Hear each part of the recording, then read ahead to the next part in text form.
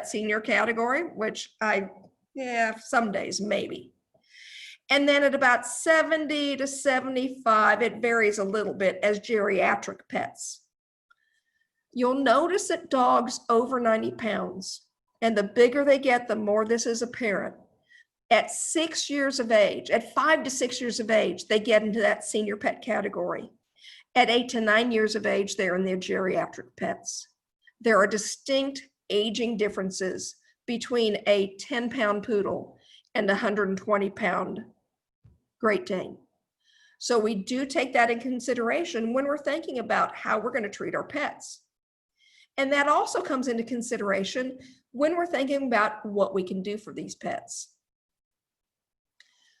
Again, while we have those generalizations on the lifespan, on the expectation, there's one thing I want you to consider even more, and that is not just counting the years, but counting the good years. Thinking about health span versus lifespan. And we can certainly look at that health span by looking at the quality of life that these patients have. So there are a lot of quality of life questionnaires, assessments that can be provided many times for cardiac patients, cancer patients, behavioral patients, things like this. But we should begin to look at quality of life throughout the lifespan of the patient, especially as they start reaching that mature to senior years. And then it will definitely play a part when we start looking at our decisions, our end of life decisions. We can help maintain that quality of life and enhance it through regular care, wellness effort, keeping our preventions going, and getting on top of problems when they're early, when we first notice them. Certainly, as we talk amongst ourselves as veterinarians, we talk about being our patient's best advocate, really working with these pet owners, really working with your foster owners, everybody, to help share medical information, encourage exams, but also share the information that they can find out at home, to share that with the medical professionals. So the complete assessment is likely done on intake with any of these patients, certainly doing a good physical exam, doing blood work and urinalysis to see how the organs are functioning. And as we age, organ function decreases, our ability to heal decreases, our ability to pop right back again decreases. So that's an important assessment early on. A critical part of an assessment, not just temperature, blood pressure, etc., is pain assessment. And as we look at these senior pets, we're going to be seeing more osteoarthritis, more chronic pain, and having comfort is one of the most important aspects of quality of life. Now, certainly with the medical aspect, I need to put in the oral cavity because I know if there is a diseased oral cavity with a lot of infection and discomfort, the pet will not feel good. And getting that under control will make that pet feel better and enhance their quality of life. Another huge aspect, particularly with older patients, particularly in ones that may have been relinquished for different reasons, is looking at behavioral issues, whether this is urinary, house soiling, anxiety, whatever it might be. This behavioral aspect is an important part of senior wellness. So when we look at the routine screening, and this was a paper done looking at senior cats, so at least 11 years of age, no signs of any problems. They did blood work, urinalysis, blood pressure. Look at how many of these apparently healthy senior cats already had issues, whether it's from high blood pressure to heart murmur. Azotemia means increased BUN, so kidney issues, and that usually only increases once you have 75% of the kidneys no longer functional. So you're only working on a quarter of your kidney function. We also see increased hyperthyroidism in kitty cats, and we can see diabetes, hyperglycemia in cats as well. Proteinuria can be an issue with renal issues and blood pressure. So by doing routine screening, even if a pet appears healthy, we can get to early diagnosis of problems where our treatment and management is going to be more effective. Another important part of senior care, lifelong care, is assessing the condition of the body and the nutrition for that pet. When we look at body weight, it can be a key factor in certain diseases. Weight gain itself, and it's not just being heavier, being tougher on the joints, so we have more osteoarthritis. The mass of fat actually impacts endocrine function. At the opposite end is weight loss, and not just loss of fat, but we really need to look at lean body mass. And we'll talk about in a little bit, seeing where we have muscle mass loss can be an important indicator of disease. Certainly, diet's going to play an important part in body condition and weight. The components of what's in the diet, specific diets for specific conditions, even how they're eating. The trouble is there's no specific guidelines for senior nutrition. There's growth nutrition guidelines, there's mature adult nutrition guidelines, but nothing for seniors. So veterinary professionals need to work with the pet parents to decide what's the best diet for that patient. When we look at body condition and body condition scores, it is a really good place to start. Looking at the 1 to 5 or the 1 to 9 scale, the World Small Animal Veterinary Association has some excellent guidelines for this for both practices, shelters, and people. I like to teach people how to look at that body condition, how to palpate the spine, how to palpate the ribs, taking pictures on a regular basis of the face, a sideline view, and then a skyline view, and then also assessing that lean body mass. So when they are too heavy, increased risk of osteoarthritis. Okay, you're too heavy, now you don't want to move around too much. So then your arthritis gets worse, especially if you're painful, you don't want to move around too much. It just cycles on itself, snowballs. And we certainly know that overweight pets and animals have an increased risk of diabetes. Dietary adjustments can certainly help out. We need to remind owners to include how many treats they're getting because those are also calories. And then working with gradual exercise with the client, with the pet parent, provides environmental enrichment as well, which is good for brain health. When we look at our patients that are too light, we have to look at a lot of considerations. Are they not eating because they can't find the food bowl? Could there be behavior issues? Has their taste diminished because they have diminished smelling capabilities?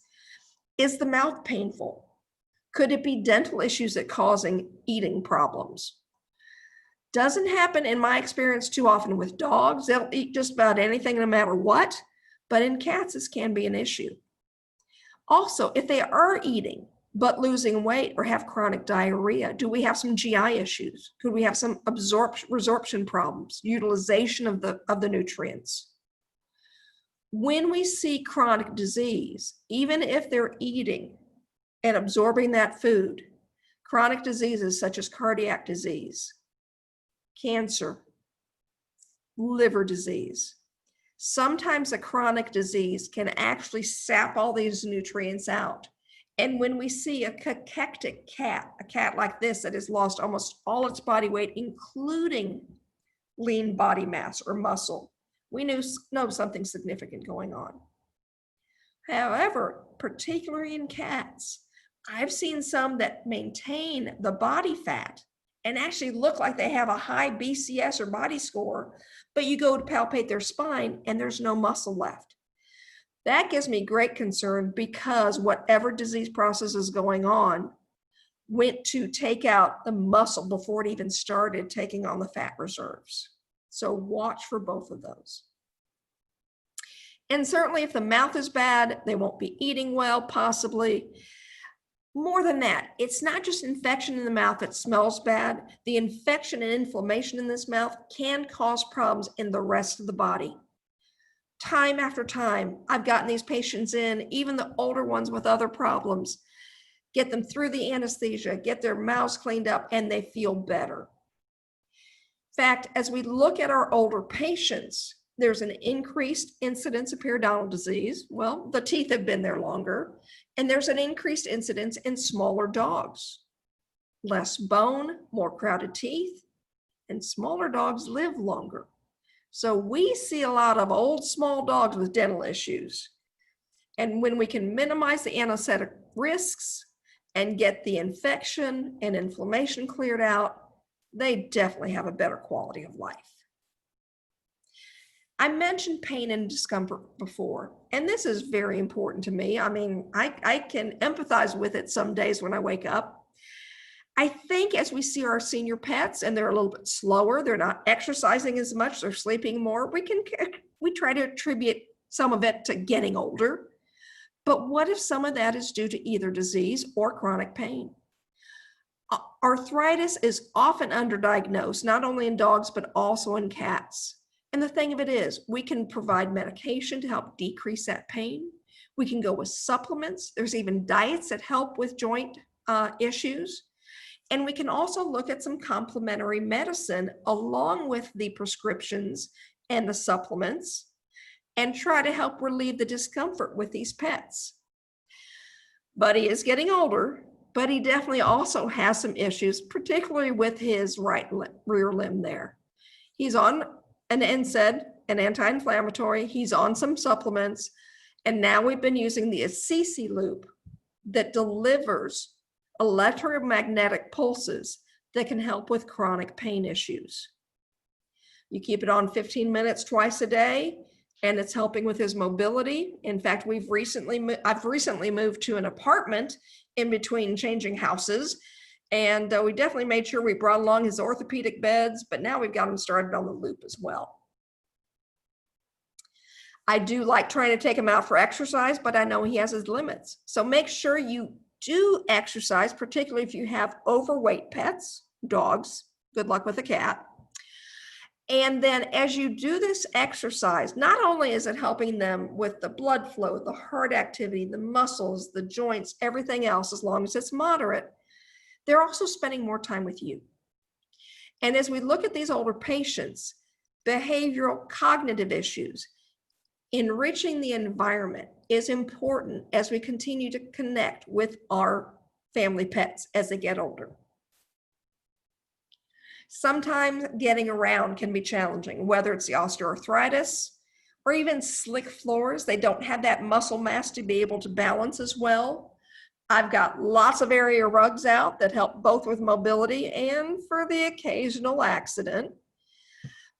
Toe grips can be used. This is Dr. Busby's toenail grips to help an animal get around better on slicker floors. And certainly if you have stairs or beds, you might look at ramps. Getting into a vehicle, you can use ramps. And there's also some very good harnesses, particularly with bigger dogs, that can be used to assist their mobility. Because if you can keep them mobile, that can be very important for their overall health.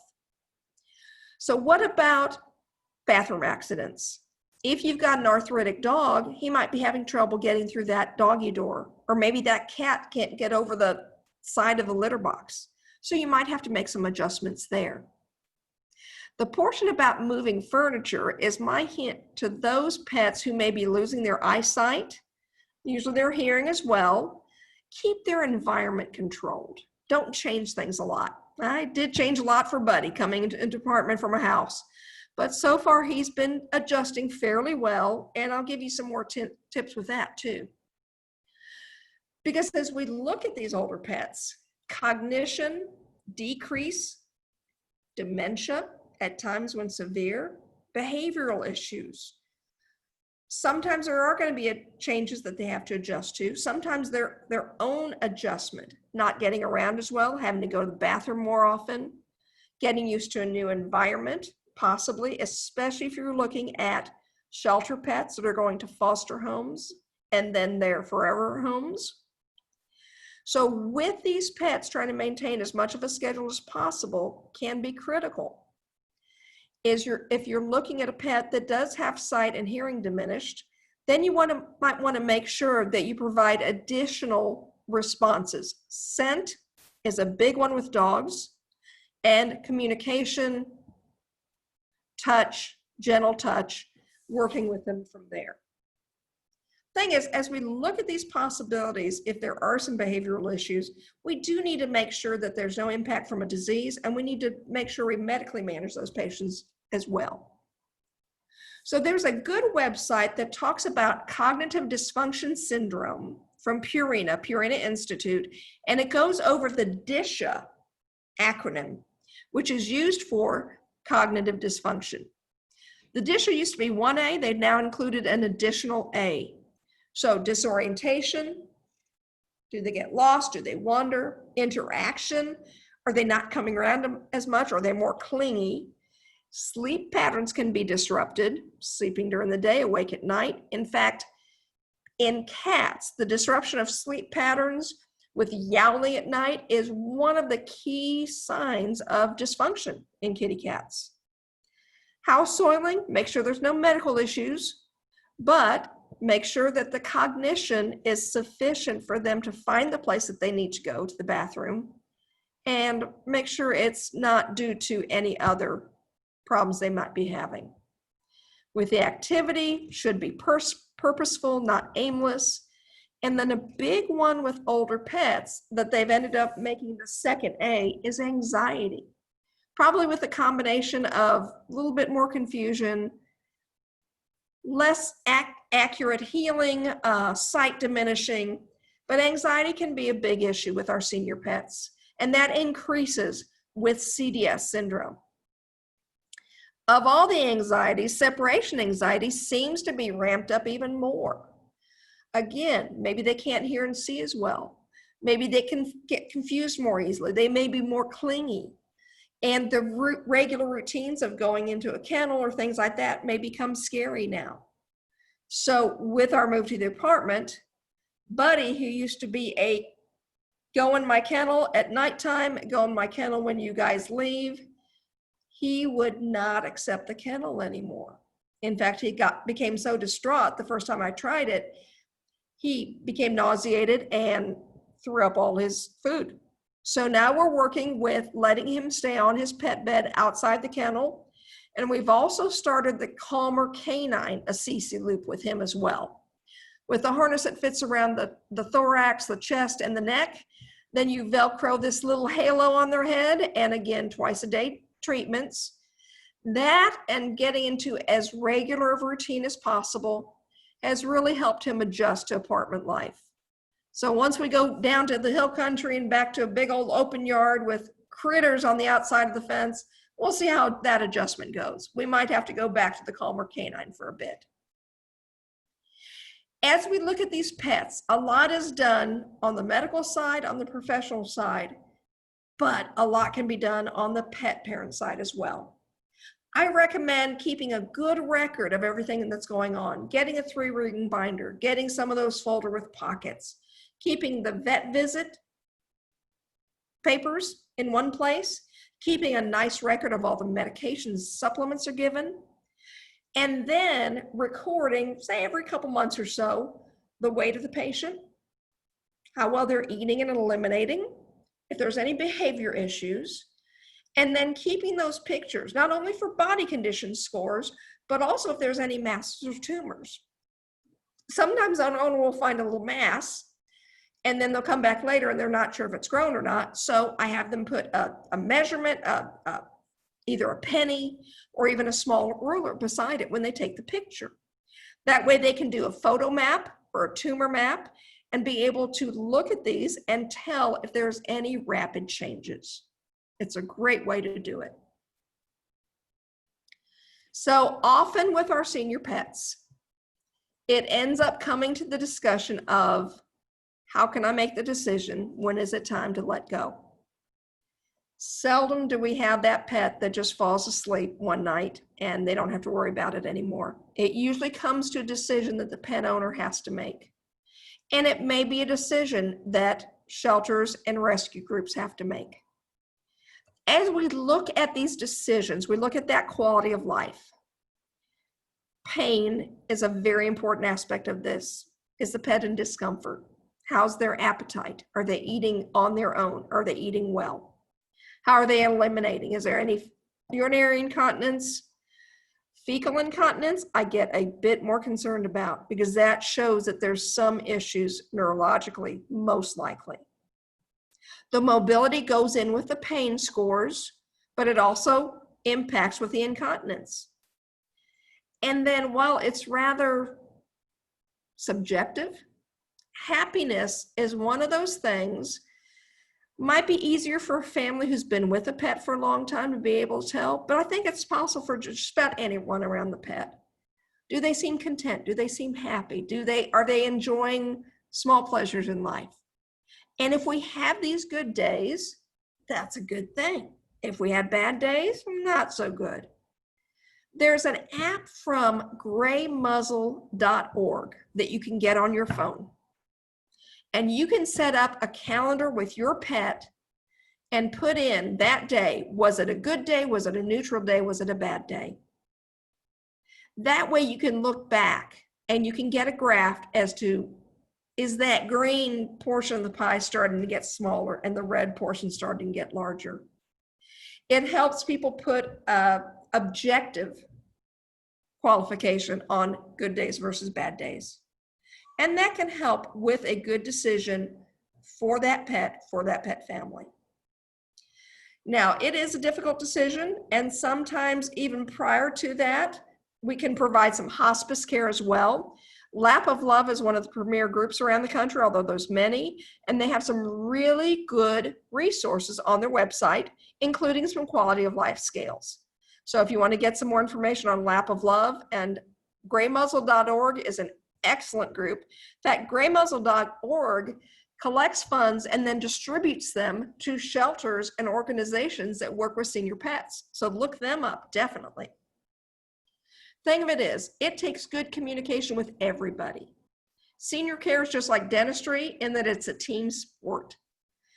Shelters, rescue organizations, fosters, adoptive parents, veterinary teams. When we work together with the information about that pet, we can end up providing the best care that we can there for their final time. Whether that's days, providing palliative pain care, whether that's weeks, months, years, no matter how long, these senior pets deserve our care and our love. And I am so thankful for those who help us provide it.